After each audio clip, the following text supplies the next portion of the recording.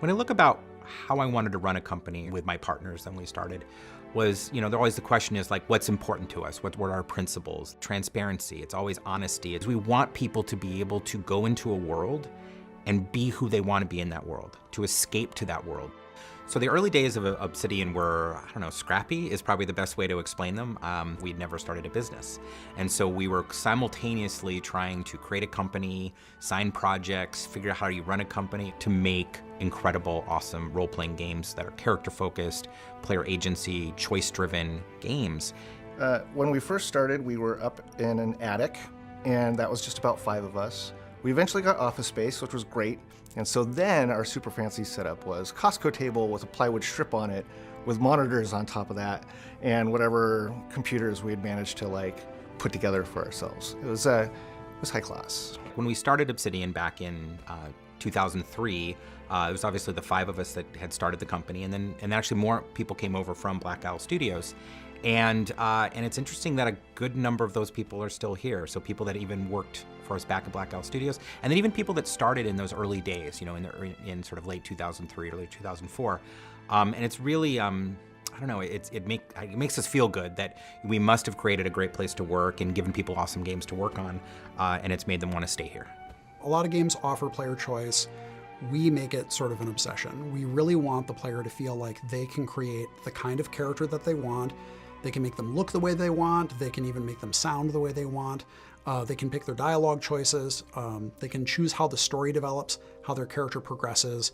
All those things are really key parts of what makes an Obsidian game. Constantly striving to mesh what is fun and exciting and open about those classic games with what is, new and exciting and, modern with today's games.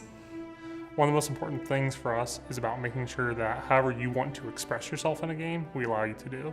That's why we allow you to punch any NPC that you want, because if really you're talking to a quest giver and you're like, what my character would do here is get into a fight, we want you to be able to do that.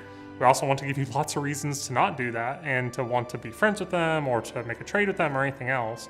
But ultimately it's about letting you play a fantasy in a world that we think is interesting for you to express yourself in.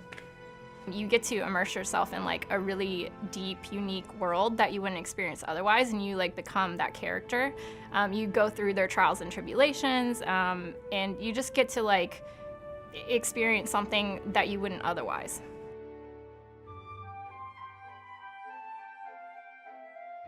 I've generally found the culture at Obsidian to be very open and informal. Whether you're a senior or an intern, you can go to anyone in the company. We don't really have secrets from each other. Anyone can walk into Fergus's office and ask him how things are going, tell him problems that they're having, things like that. It's a culture in which people who come to work here love to make RPGs. But at the same time, there's a real level of humbleness between the developers at the studio, that there's not a lot of ego or I know what's best. Even Fergus, who's been making RPGs for quite a while, along with the rest of the founders, he's extremely open to giving feedback to developers, but letting them ultimately do what they want to do. I really feel like Obsidian actually is like a family in a way, because there's all these different quirky personalities, but it's you come together and you spend so much time together, and there's this collaborative environment where everybody wants everybody else to succeed. But when I think about when we got into this is we were coming off of working with BioWare on Baldur's Gate. We had done Planescape Torment, we had done Fallout 1 and Fallout 2, and so I want us to be able to create that next generation of the RPGs that people are gonna think about and talk about in 20 years.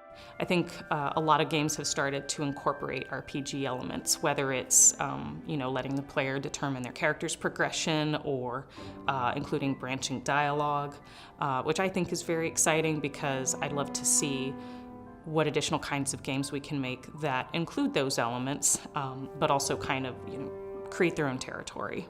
I think it's nice that Obsidian has a lot of really talented people with a ton of experience in RPGs specifically, and now we'll have the resources to innovate and explore and really deepen the genre in new and exciting ways. And I really think that it's because we do a special kind of game, because there's a lot of people that really like working here, because it has a great culture that's very like I said, sort of a family element to it, it makes us possible to weather the storms when they come along and be successful. And I think it's going to let us do that really for years.